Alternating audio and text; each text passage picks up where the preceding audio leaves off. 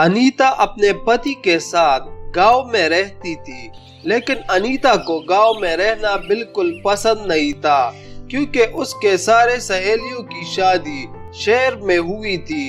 एक दिन अवनी अपने पति के साथ छुट्टियां मनाने गांव आती है।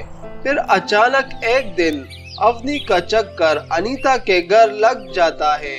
अनीता अवनी के कपड़ों को देखकर बहुत हैरान होती है और कहती है, अरे वाह अवनी, तुम्हारे कपड़े तो बहुत खूबसूरत है, ये तो काफी महंगे होंगे।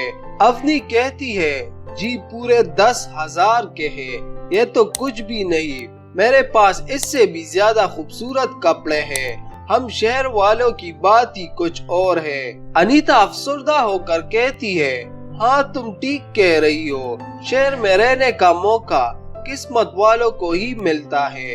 अवनी कहती है, तुम भी अपने पति के साथ शहर रहने आओ, शहर वाले गांव वालों से 20 गुना ज्यादा पैसे कमाते हैं। तुम लोगों के शहर आते ही मैं अपने पति से कहकर तुम्हारे पति की किसी अच्छी जगह नौकरी लगा दूंगी। मेरे पति की शहर में बहुत पहचान है। यह सुनकर अनीता बहुत खुश होती है। अगर ऐसा है तो मैं आज ही अपने पति से शहर जाने की बात करती हूँ। अब अनीता शहर जाने के सपने देखने लगती है।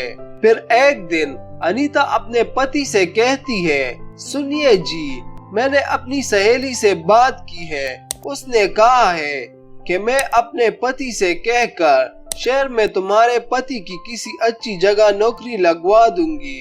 तो बदले में अनीता का पति कहता है, देखो अनीता, इन शहर वालों की बातों पर यकीन मत करना, ये कहते कुछ और करते कुछ और है।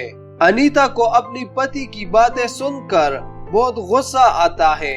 अरे तुम तो गरीबी में पैदा हुए हो और गरीब ही मरना पसंद करोगे, लेकिन मैं ऐसी बिल्कुल नहीं हूँ। मुझे अमीर होना है और आराम और आसाइश की जिंदगी गुजारनी है।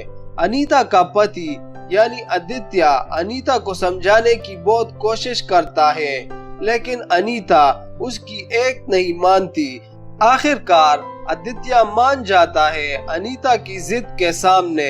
कुछ दिनों बाद आदित्य गांव के एक सौदागर से कुछ पैसे उधार लेकर अनीता को शहर ले जाता है।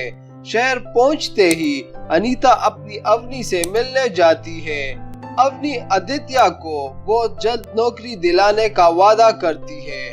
फिर उसके बाद दोनों पति पत्नी किसी होटल में एक कमरा किराए पर लेते हैं। कुछ दिन बीत जाते हैं, लेकिन अवनी आदित्य को कोई जॉब नहीं दिलाती, जिसकी वजह से दोनों पति पत्नी बहुत परेशान हो जाते हैं। आदित्य कई जगहों पर नौकरी के लिए अप्लाई भी करता है, लेकिन कोई उसे नौकरी नहीं देता। अब दोनों के पास खर्चे के पैसे भी खत्म हो जाते हैं। अचानक एक दिन होटल का मैनेजर उसे कमरे से निकाल बाहर करता है, किराया ना देने की वजह से। अनीता को अपनी ये हालत देखकर बहुत गुस्सा आता है और अवनी के घर पहुंच जाती है। अरे अवनी, हमारे शहर आए इतने दिन हो गए, लेकिन तुमने मेरे पति को अभी तक कोई नौकरी नहीं दिलाई। गांव में तो तू बड़ी बड़ी बातें कर रही थी, अब तेरे वो पहचान के लोग कहाँ हैं? अवनी को अनीता की बातें सुनकर बहुत गुस्सा आता है। देख अनीता, तू मेरे घर आकर मुझी पे भड़क रही है, ये अच्छी बात नहीं। मेरे आस पड़ोस में बहुत इज्जत है। अरे तेरा पति तो अंगूठा चाप है, इसलिए कोई उसे जॉब नहीं देता, तो इसमें मैं क्या करूं? तो अनीता कहती है, अरे तू तो मेरे पति के बारे में पहले से सब कुछ जानती थी, फिर हमें शहर आने के लिए क्यों कहा? मैंने तुझ पर भरोसा करके बड़ी गलती कर दी। तू एक नंबर की मतलबी और खुद गर्ज है। अवनी को बहुत गुस्सा आता है। अरे तुम्हारे बेकार की बातें सुनकर मेरा दिमाग खराब हो गया। मैंने तुम्हारे और पति का कोई टेका नहीं लिया। जा चली जा यहाँ से, वरना मैं तुम्हें धक्के देकर यहाँ से भगा दूंगी। अवनी की बातें सुनकर आदित्य कहता है, चलो अनीता, यहाँ से चलते हैं, मैंने तुम्हें पहले ही समझाया था। अनीता कहती है, जी आपने बिल्कुल ठीक कहा था, सारी गलती मेरी है।